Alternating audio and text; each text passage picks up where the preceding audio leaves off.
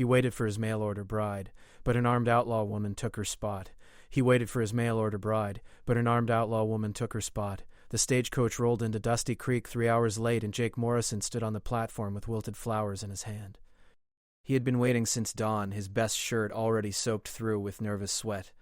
The door swung open and a woman stepped down, but she was not the delicate bride from the letters. This woman wore dusty trousers, a gun belt slung low on her hips, and had eyes that could cut through steel. She looked right at him and smiled. Not the shy smile he expected, but something dangerous. "You, Jake Morrison?" she asked, her hand resting on the pistol at her side. "I am, but you're not. Katie Bennett, your bride." She grabbed the flowers from his hand and tossed them into the dirt. "We need to talk. Somewhere private." Before Jake could protest, she grabbed his arm and pulled him toward the nearest alley. Her grip was iron. When they were out of sight, she spun him around and pressed him against the wall, her face inches from his. "Listen close. The real Katie Bennett is tied up in a barn 15 miles east. She's fine, just inconvenienced. I needed her ticket and her identity, and you're going to help me or we're both dead by sunset." Jake's mouth went dry. "Who are you?" "Name's Claire Dawson." "You heard of the Dawson gang?" He had. Everyone in 3 territories had. They robbed trains, banks, and left a trail of angry lawmen behind them. Claire Dawson was supposedly the most ruthless of them all. "You're wanted for murder," Jake whispered. "Self-defense, but they don't care about details. My brothers betrayed me, took the gold from our last job, and left me to hang. They're in this town right now, spinning my share at the Silver Dollar Saloon. I'm here to get what's mine and put a bullet in anyone who stands in my way." Jake tried to pull away, but she pressed harder. "Why involve me?" "Because I need a local. Someone who knows the town, the people, the places to hide. You play along as my loving husband for the next 24 hours, and when I'm gone, you get the real Katie back with $1,000 for your trouble. You refuse, and I'll make sure the sheriff finds evidence that you've been helping the Dawson gang for months. That's a lie. Truth doesn't matter much when you're at the end of a rope." "So what's it going to be, husband?" Jake looked at this wild woman who had just destroyed every plan he had for a quiet, peaceful life. He thought about the real Katie, innocent and trapped. He thought about the noose. He thought about how boring his life had been up until 3 minutes ago. 24 hours, he said. Then you're gone. Claire's smile widened. "That's my man. Now take me home and show me where you've been keeping my wedding bed. We've got work to do tonight, and it starts with looking like we're newlyweds while I figure out how to rob my own brothers blind." She linked her arm through his, and they walked back into the street. To anyone watching, they looked like a happy couple, but Jake could feel the gun pressed against his ribs, hidden between them, and he knew his quiet life was over. The sun was setting over Dusty Creek, painting the sky blood red. Jake led Claire through the dusty streets toward his small house on the edge of town. Neighbors waved and called out congratulations. He forced a smile and waved back, all while Claire's pistol pressed harder against his side whenever he hesitated. "You're doing great," she whispered, her voice sweet as honey but sharp as a knife. "Keep it up, and we'll both live through this." Inside his house, she finally released him and began prowling through the rooms like a caged animal studying its territory. She checked every window, every door, memorizing exits and sightlines. Jake watched her move with the grace of someone who had spent years staying one step ahead of death. "Your brothers," Jake said, trying to keep his voice steady. "How many are there?" 3. Frank's the oldest, thinks he's smart. Danny's the muscle, not much going on between his ears. And Henry's the dangerous one. He's the one who figured out how to set me up." She pulled back the curtain and studied the street. "They're staying at the boarding house 2 blocks from the saloon. Probably drunk by now, celebrating how clever they think they are." "And the gold? That's the question, isn't it?" Claire turned to face him. 50,000 in gold coins from a railway payroll. Too heavy to carry around, too valuable to leave unguarded. They've hidden it somewhere in this town, and I've got until tomorrow night to find it before they move it again.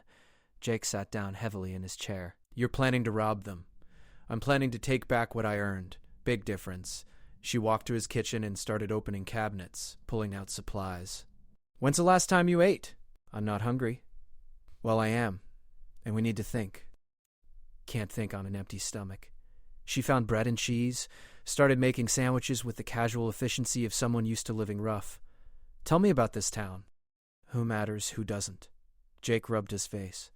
"Sheriff's name is Tom Cooper. He's honest, strict about the law. His deputy, Luke Hayes, is young but eager, There's about 300 people living here, mostly miners and ranchers. Any bounty hunters? Not that I know of. Good. What about the boarding house? Who runs it? Old woman named Martha Collins. She's half-deaf and minds her own business. Claire brought him a sandwich despite his protests. Eat. You're going to need your strength. Here's what's going to happen. Tomorrow morning, you're going to take me around town, introduce me as your new wife. We'll be charming, we'll be boring, we'll be exactly what everyone expects. And while we're doing that, I'll be watching my brothers, learning their patterns, and if they recognize you. Last time they saw me, I had long blonde hair and was wearing a dress. Now, I'm a brunette in men's clothes, playing at being a rancher's wife. People see what they expect to see. She took a bite of her sandwich. Besides, they think I'm dead. They told the law they saw me fall into a canyon during our escape. No body, of course, but a good story. Jake finally took a bite of food, his mind racing. You could have just taken my money and disappeared. Why risk coming to a town where your brothers are? Because they didn't just take my gold. They took my reputation. They're telling everyone that I was the weak link, that I panicked during the job and nearly got them caught. They're laughing about it in saloons across the territory. Her eyes went cold. Nobody laughs at Claire Dawson. A knock at the door made them both freeze. Claire's hand went to her gun.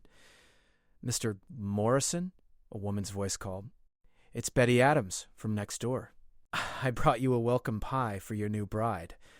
Claire looked at Jake and mouthed the word, smile. He went to the door and opened it to find his elderly neighbor holding a steaming pie. Mrs. Adams, how kind of you. I just had to meet her. Everyone's talking about your Katie. The old woman craned her neck to see past him. Claire appeared at his shoulder, her whole demeanor changed. She seemed softer, younger, almost shy. Hello, man. I'm Katie. It's so nice to meet the neighbors. Oh, you're lovely. And that accent, where are you from? Kentucky, ma'am. Though I'm hoping to make Dusty Creek my home now. They made small talk for several minutes, Claire playing the perfect nervous bride, while Jake's heart hammered in his chest. Finally, Mrs. Adams left with promises to visit again soon. Claire closed the door and the softness vanished like smoke. See? Easy. You've got one bedroom? Yes, but you can't. I'll take the floor. But the bed needs to look used by 2 people come morning, in case anyone gets nosy. I see lamplight in several houses. Which ones have a direct view of your place? Jake pointed them out. Claire studied each one carefully. Good sight lines. Bad for privacy, good for appearing normal. We'll keep the curtains open until bedtime, let them see us moving around like a regular couple. She turned back to him. I need you to do something for me tomorrow. What? Ask about opening a joint account for you and your wife. Chat with the manager. Be friendly. I need to know the layout of that building. You think the gold's in the bank? No, but I need to eliminate possibilities. Banks, churches, sheriff's office. These are places men like my brothers avoid, but I need to be sure. She sat down across from him. I also need you to tell me who in this town might be willing to hide stolen gold for the right price. Jake thought about it. There's a man named Carl Price who runs the general store. He's been in trouble before, nothing major, but people talk. And there's the Undertaker, George Webb. He's creepy, keeps to himself. The Undertaker. Claire's eyes lit up. Now that's interesting. Who looks in a coffin once it's sealed? Tell me more about him. As Jake described George Webb and his funeral parlor at the edge of town, Claire's smile grew wider. She was already planning, already calculating. And Jake realized with a sinking feeling that he had just become an accomplice to whatever was about to happen. Outside, the town settled into its evening rhythm. Somewhere in the boarding house, 3 men drank whiskey and counted their days until they could safely move their fortune. They had no idea that the ghost they thought they had killed was sleeping 2 blocks away, planning their destruction. And in his small house, Jake Morrison looked at the dangerous woman who had invaded his life and wondered if he would survive the next 24 hours. The night passed slowly. Claire slept on the floor with her gun under her makeshift pillow, while Jake lay awake in his bed staring at the ceiling. Every creak of the house made him jump. He kept thinking about the real Katie Bennett, tied up somewhere, waiting for rescue. He thought about the noose that might await him if this went wrong. Mostly he thought about the wild-eyed woman who had turned his world upside down in a single afternoon. When dawn broke, Claire was already up, dressed and checking her weapons. She had 3 pistols, 2 knives, and a rifle she had hidden in her saddlebag. Jake watched her move through her morning routine with military precision. You do this often? He asked. Rob your own family? First time for everything. She holstered one pistol and hid another in her boot. But I've planned plenty of jobs. The key is patience and information. Rush in stupid, you die stupid. They ate a quick breakfast, and then Jake took her into town. The morning was crisp and clear, and Dusty Creek was coming to life. Shopkeepers opened their doors, miners headed toward the hills, and ranchers brought wagons of supplies through the main street. Claire had transformed again. She wore a simple dress now, borrowed from Katie Bennett's luggage, and had pinned her hair up in a modest style. She looked like any other frontier wife, except for the hard glint in her eyes that never quite disappeared. "There," Claire whispered, nodding toward the Silver Dollar Saloon. "That's Frank coming out." Jake saw a tall man with a thick beard stumbling into the morning light. He looked rough, hungover, and mean. Frank Dawson stretched and spat into the street before heading toward the boarding house. "He's sloppy," Claire noted. "Drinking too much." "That's good for us." They walked past the saloon, and Claire counted the windows, noted the back door, memorized the layout. Then Jake took her to the bank as planned. The bank manager, a nervous man named Peter Sullivan, greeted them warmly. "Mr. Morrison, and this must be your bride. Congratulations." Jake introduced Claire as Katie, and they spent 20 minutes discussing accounts and interest rates. Claire played her part perfectly, asking innocent questions about safety and security. Jake watched her work, saw how she made note of where the vault was, how many employees were present, and which windows faced the alley. When they left, Claire squeezed his arm. "Your undertaker friend. Let's pay him a visit." George Webb's funeral parlor sat at the far end of town, a dark wooden building that seemed to absorb light rather than reflect it. A sign creaked in the wind. As they approached, a thin man in a black suit emerged from the front door. "Mr. Morrison," George said in his quiet, raspy voice, "I heard you got married. This must be the lucky lady." "Katie, this is Mr. Webb. He handles the town's funeral arrangements." George extended a pale hand, and Claire shook it without hesitation. "Pleased to meet you, though I hope we don't need your services any time soon. We all meet eventually, Mrs. Morrison. Death is patient." George smiled, showing yellowed teeth. "But not today. What brings you by?" Claire gestured to the building. "I've never seen a funeral parlor up close. My daddy was a doctor back in Kentucky, and I've always been curious about how the deceased are prepared. Would you mind showing us around?" Jake shot her a look, but she ignored him. George, however, seemed pleased by the attention. "Most people avoid this place. But you're welcome to look. Please, come in." The interior was cool and smelled of chemicals and sawdust. George led them through the preparation room, pointing out his tools and techniques with obvious pride. Claire asked questions, touched nothing, but her eyes were everywhere. Then George showed them the viewing room, where coffins waited for their occupants. 6 wooden boxes sat on stands, all in various states of completion. "Business must be good," Claire observed. "Sadly, yes. The mines are dangerous, and men take foolish risks." George ran his hand along one coffin lid. "I actually have 3 funerals scheduled for next week. Tragic mining accident last month." "That's terrible." Claire walked among the coffins, and Jake saw her eyes narrow slightly as she studied one in particular. "This one's quite large. For a big man who passed last week, his family's arranging transport back east.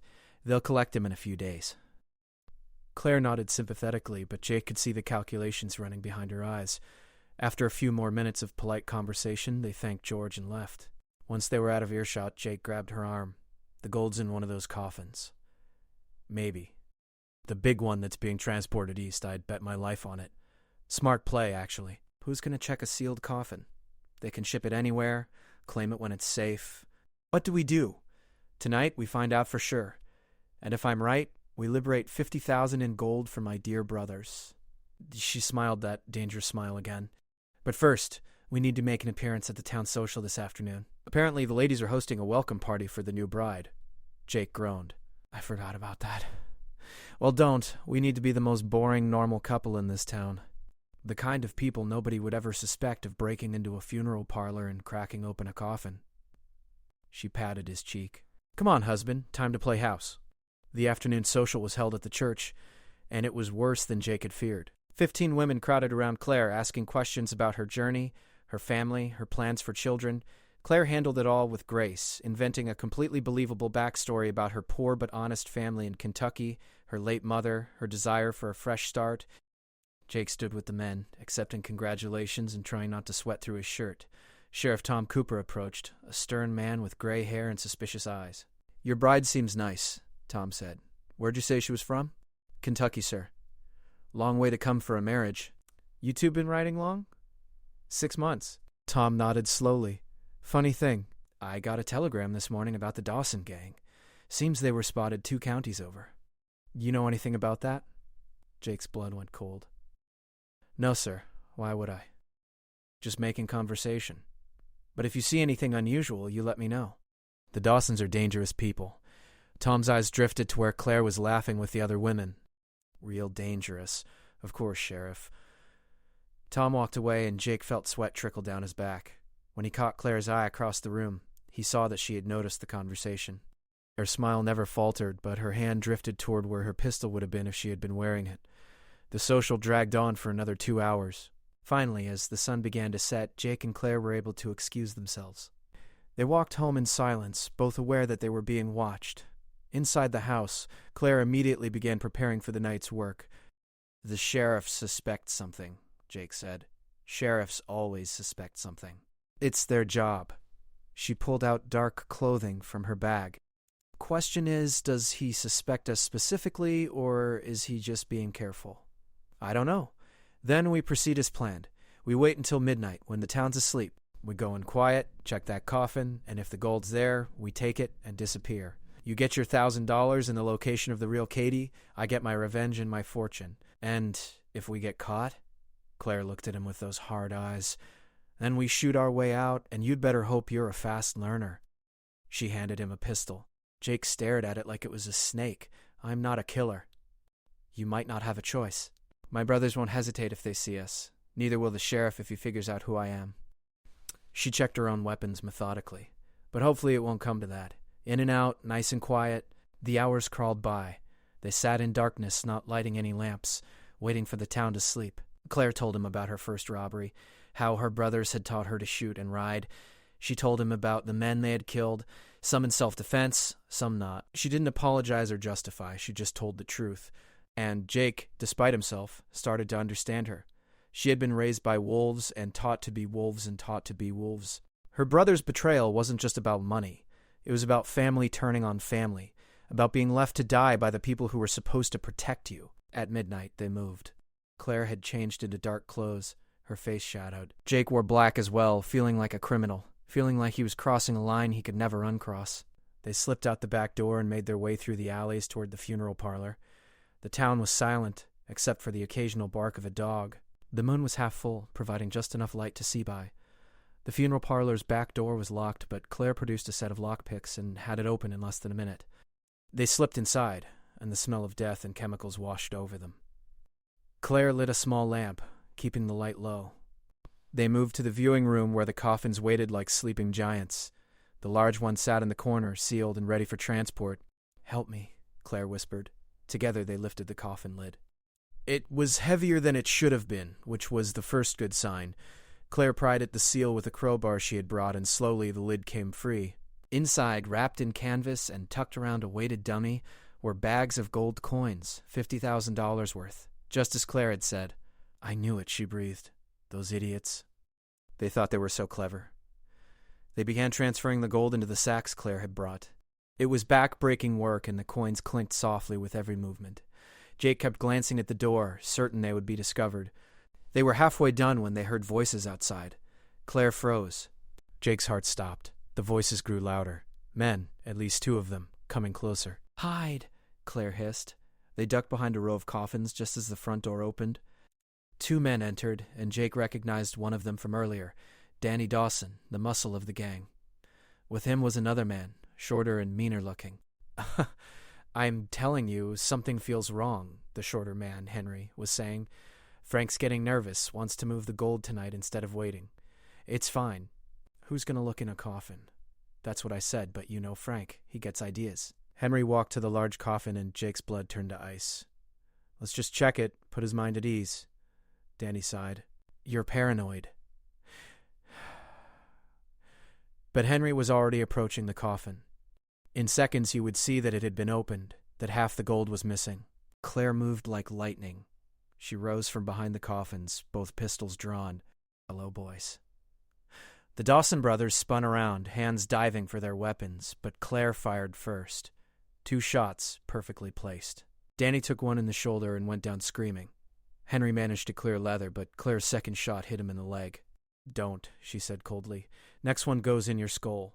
Both men froze, bleeding and shocked. Henry stared at Claire with wide eyes. "No? You're dead. We saw you fall." "You saw what you wanted to see. Now where's Frank?" "Claire, please. Where is Frank?" She cocked the hammer on her pistol. Henry's face was pale. "We didn't mean to."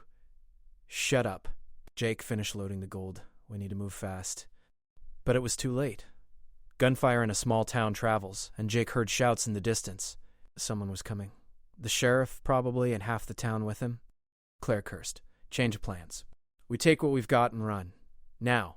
They grabbed the sacks of gold they had loaded, maybe half the total, and ran for the back door. Behind them, Henry was screaming for help. Outside, torches were being lit, and voices were calling out. Claire and Jake ran through the alleys weighed down by the gold. They could hear pursuit now, boots on wooden walkways, men shouting. A shot rang out, splintering wood near Jake's head. "Where's your horse?" Claire gasped. "Barn behind my house." They changed direction, Claire firing behind them to discourage followers. They reached Jake's property and burst into the barn. Claire's horse was already saddled. She had prepared for a quick escape. "Get your horse ready." "We're leaving now." "I can't." "You're in it now, Jake. They saw us together. The sheriff knows your face." "You stay here. You hang." She threw a sack of gold onto her horse. "You come with me, you live." Simple choice. Jake stood frozen for one heartbeat. Then he heard the sheriff's voice shouting his name, and he moved. He saddled his horse with shaking hands while Claire kept watch at the door. They mounted up just as the first men reached the barn. The sheriff himself appeared, gun drawn. "Jake Morrison, stop right there." But Claire kicked her horse into motion, and Jake followed, his old mare surging forward. They burst out of the barn at full gallop, scattering the crowd. Gunfire erupted behind them, bullets whining through the air. They rode hard into the darkness, leaving Dusty Creek and all of Jake's plans for a quiet life behind them.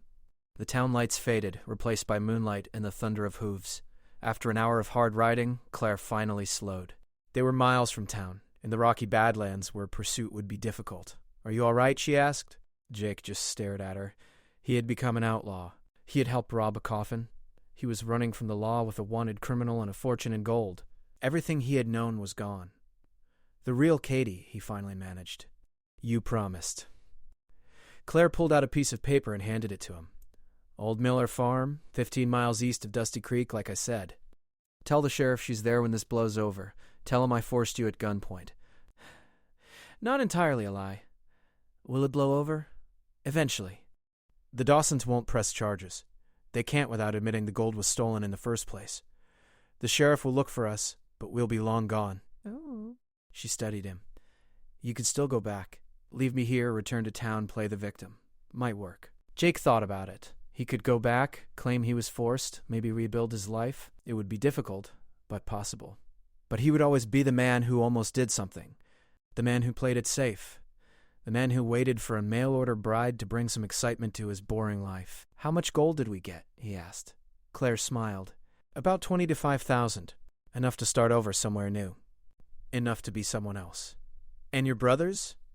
"Still have half the gold, but they're hurt and exposed. They'll have to run, probably split up. They'll always be looking over their shoulders, wondering when I'll come back to finish it." Her smile turned savage. "That's almost better than killing them." They rode in silence for a while. The night was vast and full of stars. Somewhere ahead was Mexico, or California, or any of a dozen places where 2 people with gold could disappear. "I never wanted to be an outlaw," Jake said finally. "Nobody does.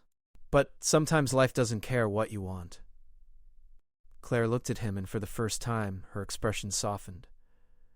"For what it's worth, you did all right back there. Most men would have frozen up or run. I did both, but you came through when it counted." She reached into her saddlebag and pulled out a leather pouch, tossing it to him. "Your $1,000 as promised, plus another $2,000 for your trouble. And your share of the gold when we get somewhere safe to divide it." Jake caught the pouch, feeling the weight of coins inside. More money than he had ever held. "What do we do now?" "We ride until dawn." Then we find a place to rest and figure out our next move. Eventually, we get you somewhere safe where you can start over." She paused. "Or you could stay with me. I work better with a partner, and you've got potential." "As an outlaw? As someone who's willing to take a risk? World's changing, Jake. The old ways are dying. In a few years, there won't be any place left for people like me. But until then, there's a lot of living to do." She looked ahead at the trail. "Up to you. But decide soon, because when the sun comes up, we're either partners or we're saying goodbye." Jake rode beside this dangerous woman who had destroyed his safe, predictable life. He thought about the real Katie Bennett, who would be rescued and would find some other man to marry. He thought about his neighbors, probably gossiping about him right now. He thought about Sheriff Cooper, searching for him with a posse. And then he thought about the last 24 hours. The fear, yes, but also the rush. The feeling of being truly alive for the first time in years. The way his heart had pounded when they opened that coffin and found the gold. The wild ride through the darkness with bullets flying. He had spent so long waiting for life to happen to him, and now it had, in the most unexpected way possible. "I'll need a new name," he said. Claire's laughter rang out across the Badlands. "Now you're thinking like an outlaw. How about Jack Murphy? Simple, forgettable, Jack Murphy." Jake tried it out. "That works. All right then, Jack Murphy. Let's ride." They urged their horses forward, two outlaws heading into the unknown with stolen gold and a price on their heads. Behind them, Dusty Creek would wake to scandal and mystery. Ahead of them lay danger, adventure, and a whole new life. Jake Morrison had waited for his mail-order bride to bring him happiness. Instead, an armed outlaw woman had brought him something better. She had brought him a choice, a chance, and a reason to stop waiting and start living. As the sun began to rise over the desert, painting the sky in shades of orange and gold, Jack smiled. For the first time in his life, he had no idea what tomorrow would bring, and he couldn't wait to find out.